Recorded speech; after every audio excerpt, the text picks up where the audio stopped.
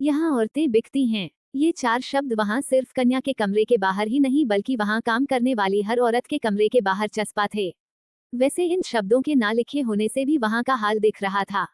कन्या को इन 4 शब्दों से सख्त ऐतराज था। उसके अनुसार वहाँ इन शब्दों की जगह ये शब्द होने चाहिए थे। यहाँ जिस्म बिकता है, औरत को कौन बेच सकता है और किसकी है इतनी हैसियत उसे खरीदने की, लेकिन हैसियत तो किसी की इतनी भी नहीं जो औरत और जिस्म को अलग कर सके। जो जिस्म की बोली लगाते हैं वो इस मुगालते के साथ उस जिस्म को बिछाते हैं कि उस जिस्म को धारण करने वाली आत्मा को भी खरीद रहे हैं। क्या हुआ कन्या, आज तेरा कोई खरीदार नहीं आया? तेरा भी तो नहीं आया। कोई ना कोई तो आ ही जाएगा, हमें कौन बख्शेगा? अगर हमें किसी ने बख्श दिया तो वो हमें नहीं बख्शेगी कंचन। तू उससे इतना डरती क्यों है? मरने दे साली को, वैसे ही कितना जिएगी बुढ़िया। इतनी आसानी से नहीं मरेगी वो, हम सबकी चमड़ी उसकी सख्त मुट्ठी में कैद है। लगता है आज फिर रोटी की जगह चाबुक मिलेगा। कन्या, शाम बीतने को आए, साला कोई भूखा भेड़िया अब तक नजर नहीं आया। आज क्या साला सभी एक साथ इंसान बन गए क्या? हाँ रे, लगता तो यही है। वैसे आज तेरा मेकअप कुछ खास नहीं, कौन देखेगा फिर? तू भी कोई खास नहीं लग रही। चल मार खाकर सो जाते हैं, रोटियां तो मिलनी नहीं, खाली हाथ जो जा रहे हैं। चल, जिस दिन उनका जिस्म नहीं बिकता उस दिन खाने को मार और गालियां भरपेट मिलती थी। मालूम नहीं उन्हें या उन जैसी बाकियों को इससे क्या और कितना फर्क पड़ता था, या पड़ता था भी या नहीं। यार कंचन, चल कहीं भाग चले। तुझे क्या हुआ, आज मार का असर दिमाग पर हो गया लगता है। चल ना यार, यहाँ से भाग चलते हैं। पायल का हाल भूल गई क्या? उसने भी की थी ना यहाँ से भागने की कोशिश। मीना बाई से पंगा लेना मतलब मौत को बुलावा देना। तो अभी कौन सा जी रहे हैं यार? तेरा दिमाग सड़ गया है, कुछ भी मत बक समझी।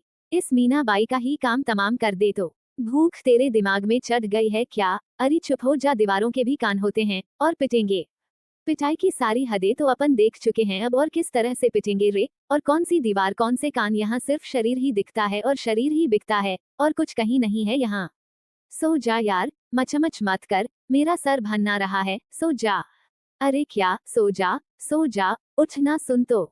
अब मुझसे भी मार खाएगी तू, चल मर, सोती नहीं, मुझे तो सोने दे।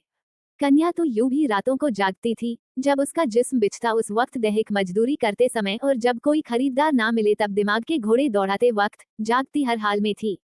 ए कंचन, हम क्या है? क्या है? सोने क्यों नहीं दे रही? सो गई क्या? हाँ, सुनना, क्या मुसीबत है यार, वो खाने को नहीं देती, तू सोने को नहीं देती। साला नरक भी अच्छा होता होगा इधर से तो। तुझे मालूम है ना, मुझे रोटियां खाकर वो नींद नहीं आती जो मार खाकर आती है।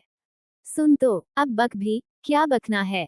एक बात बता, अब जब नींद उड़ा ही दी है तो पेट भर के पूछ, मेरे पास चने हैं, खाएगी? ये पूछने के लिए जगाया है।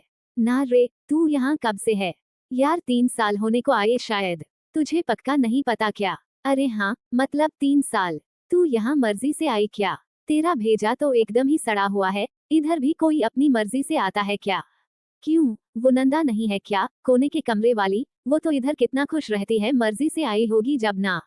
कौन बोला रे, मैं इधर तुझसे पहले की हूँ, मुझसे ज्यादा मालूम है क्या तुझे? तो फिर क्या, उसका आदमी छोड़ के गया उसको इधर, और तुझे? मेरा बाप, ज्यादा आंखें मत फाड़, सौतेला था। मर गया क्या? इतनी आसानी से नहीं मरेगा, मेरे श्राप लगने बाकी है। और माँ, वो डरपोक थी, ये अलग बात है कि 3 शादियां बेखौफ होकर की थी उसने। कोई भाई कोई बहन होंगे, साले कितने हैं, कहाँ कहाँ हैं, मुझे भी नहीं खबर। थौक में शादी, थौक में बच्चे, यही समझ ले। कितने साल की है तू? साला आधी रात को उठा के इंटरव्यू ले रही है मेरा। बता तो, कितने साल की हूँ ये तो नहीं पता, लेकिन हाँ उधर मेरे मोहल्ले में एक ताई थी, वो मेरे बाप पर चिल्लाती रहती थी, शादी कब करेगा, इसकी 16 की हो गई है, कहीं पर लगाए और उड़ गई किसी के साथ तो पूरे गांव पे कालिक पोत के मरेगी। तो मुझे यहाँ आए 2 साल हो गए हैं, उस हिसाब से मैं 18 की हुई। और तू? मैं 16 की हूँ, पक्का पता है क्या? नहीं तो क्या, तेरे जैसी अनपढ़ नहीं हूँ, 10वीं पास की है मैंने। तो यहाँ कैसे मरी? नौकरी का झांसा देकर मेरी बहन का देवर इधर ले आया और बेच दिया इस मीना बाई को। इधर से भागना क्यों चाहती है, यहीं पड़ी रह। नहीं, मुझे आगे पढ़ना है, कुछ बनना है। अब क्या बनेगी? जो बनना था वो बन गई, यही लिखा था नसीब में, मान ले। इसमें क्या इज्जत है? और तू नहीं चाहती क्या यहाँ से निकलना? मैं इधर से निकलकर कहाँ जाऊंगी, घर जा नहीं सकती। क्यों? यहाँ तो फिर ग्राहक पैसा देकर मेरे साथ सोता है, उधर मेरा सौतेला बाप रोज रात को मारता भी और मेरे साथ सोता भी। क्या? हाँ, उसने मेरा रेप कितनी बार किया ये मुझे भी याद नहीं। और तेरी माँ? बोला ना वो डरपोक है, मुझे भी चुप रहने को बोलती थी। अच्छा किया जो मुझे इधर बेच दिया, उस जिल्लत से तो ये नौकरी सही। वैसे भी मैं इधर ही सुरक्षित हूँ, उधर से तो। कंचन की बात पूरी भी नहीं हुई थी कि दरवाजे पर जोर से किसी ने हाथ मारा। खोल, जल्दी खोल, साली मर गई क्या? क्या है? इतनी रात में क्यों मर रहा है? माँ मर गई क्या तेरी साले? कंचन के गाल पर चीर देने वाला झंझनाता हुआ चांटा पड़ा। मीनाबाई का स्थायी दलाल गगन शराब में धुत गालियां बकता बकता दहलीज पर गिर पड़ा। नशे में होने पर भी जाने कौन सी दैवीय ताकत उससे बुलवा रही थी। चलो नीचे, मीनाबाई ने बुलाया है।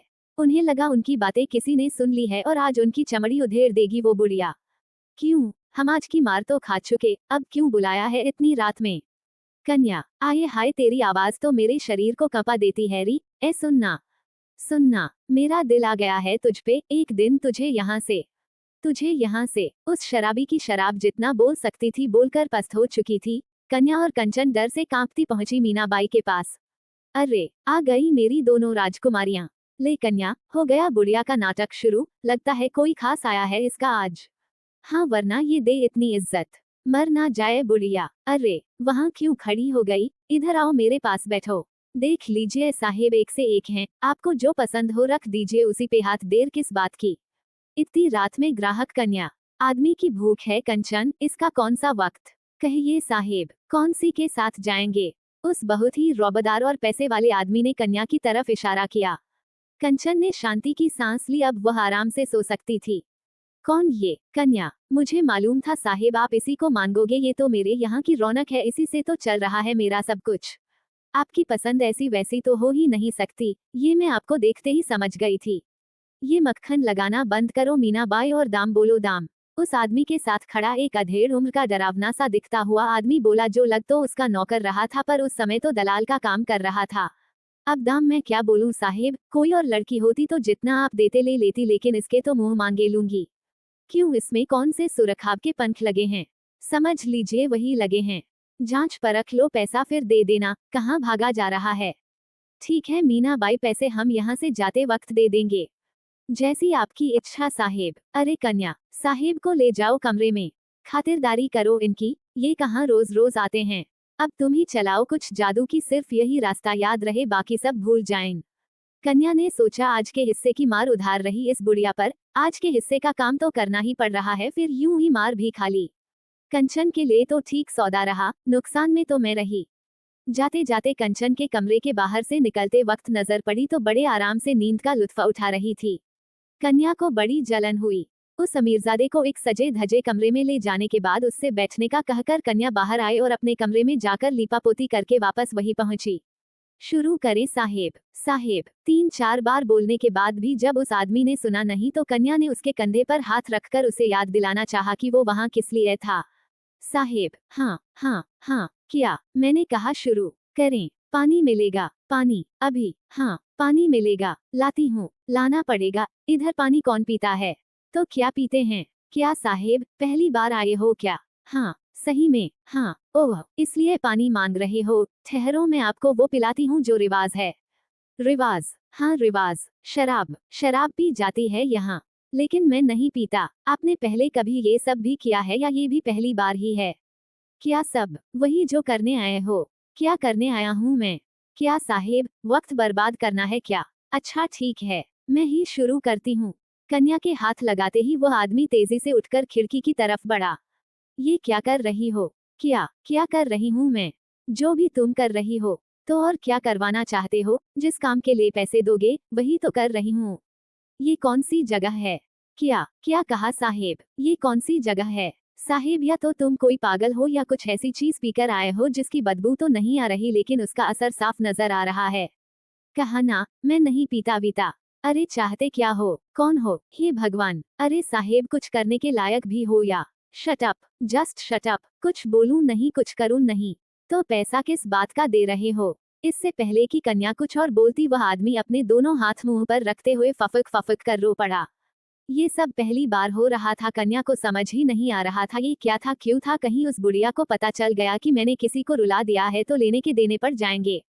क्या करे साहेब, ओ साहेब, देखो आपको नहीं पीना है तो मत पियो, नहीं करना है तो मत करो, लेकिन ये रोना, मुझे माफ कर दो, मुझे माफ कर दो। मैंने ये सब क्या कर दिया, क्यों कर दिया, ये मुझसे क्या हो गया। हे भगवान, ये सब मुझसे क्या हो गया। प्लीज मुझे माफ कर दो। क्या हुआ साहेब, क्या हुआ। आप इधर बैठो, इधर ऊपर आप बैठो शांति से, मैं पानी लाती हूँ। बाहर से पानी लाना भी किसी चुनौती से कम नहीं था। पानी पीता ही कौन था वहां। जैसे तैसे छुपती छुपाती कन्या पानी लाई और फटाक से दरवाजे पर कुंडी मारी। साहिब ये लो पानी, लो, थैंक यू। वो सब की जरूरत नहीं। क्या हुआ है तुम्हें, यूं अचानक किससे माफी मांग रहे हो, क्या हुआ है।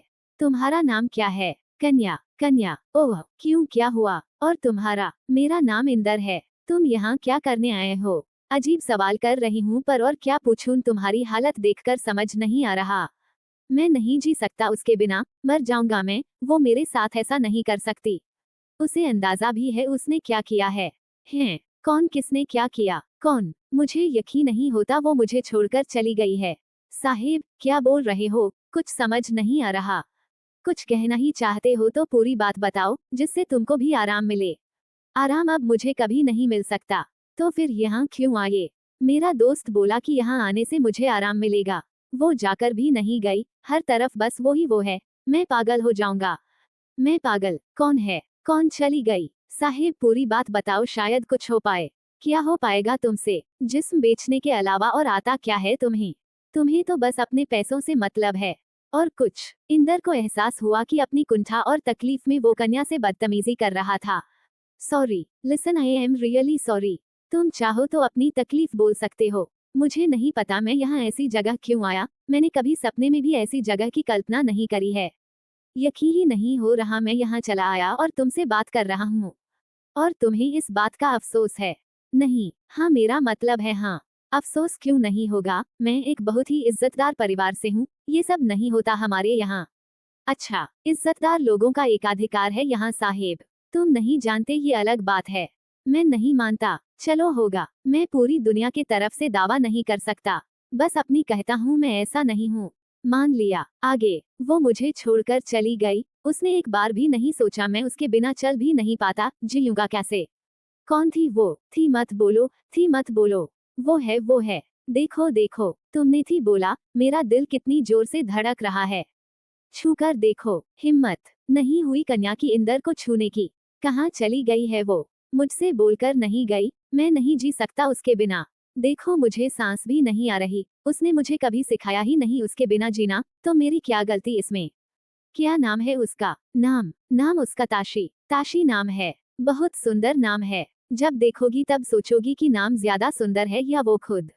कहाँ चली गई वो, पता नहीं। मैं रोज की तरह बस उसे ही देखने जा रहा था कि फोन आया और उधर से आवाज आई कि जल्दी आइए, इनके पास वक्त नहीं अब। और मैं भागा। जैसे ही उसके पास पहुंचा उसे बाहों में लिया और वो मेरे सिर पर हाथ रखकर किसी और दुनिया में चली गई। वो क्या मेरे पहुंचने का ही इंतजार कर रही थी। हे भगवान, किया हुआ था उसे कैंसर, लेकिन उसने वादा किया था वो ठीक हो जाएगी। उसी ने मुझमें भी उम्मीद जगाई थी, कहा था, वादा किया था, ठीक हो जाएगी ये कहा था। एक बार नहीं 1000 बार कहा था। उसने कभी कोई वादा नहीं तोड़ा। उसे आता ही नहीं था झूठ बोलना। फिर ये क्या किया उसने। कब हुआ ये, कल, हाँ कल की ही तो बात है। मैं उससे कहकर निकला था हॉस्पिटल से कि बस यूं गया यूं आया। मैं उसके लिए उसके पसंद के फूल लेने गया था। क्या एक पल दूर होने की इतनी बड़ी सजा देगी वो मुझे। मैंने कहा था ना, मैं बस अभी लौटा। इंदर की हालत काबू के बाहर थी। वो दिल दिमाग सब तरफ से टूट चुका था। उसे नहीं था ये एहसास कि वो कहाँ बैठा था, किसके सामने क्या बोल रहा था। वो बस एक बच्चे की मानिंद अपना दिल खोल रहा था। जो कुछ उसके अंदर उबल रहा था उसे बाहर उड़ेलने की नाकाम कोशिश कर रहा था। कन्या के पास सिवाय सुनने के और कोई रास्ता नहीं था, और वो भी सिर्फ इंसानियत से कहीं ज्यादा इस डर के मारे कि वो आदमी इस चीज के पैसे देने से मना ना कर दे। लेकिन दिल के किसी कोने से आते सवाल को कन्या ने इंदर से कर ही लिया। एक बात पूछूं, हाँ, उस वक्त वहां मेरे साथ एक और लड़की थी। जब तुम्हें ये सब करना ही नहीं था तो तूने मुझे ही क्यों चुना। मुझे नहीं पता, लेकिन मेरी ताशी की आंखें तुमसे मिलती है। एक पल के लिए लगा ताशी मुझे देख रही है और हमेशा की तरह इस बार भी वो मुझे आगे बढ़कर थाम ही लेगी, अपनी बाहों का सहारा दे ही देगी। मैं होश में नहीं था, इसलिए तुम्हारी आंखों को मेरी ताशी की आंखें समझने का पाप कर बैठा। पाप? हाँ, पाप। ये सिर्फ पाप ही हो सकता है कि मैं उसके जैसा किसी को समझूं भी।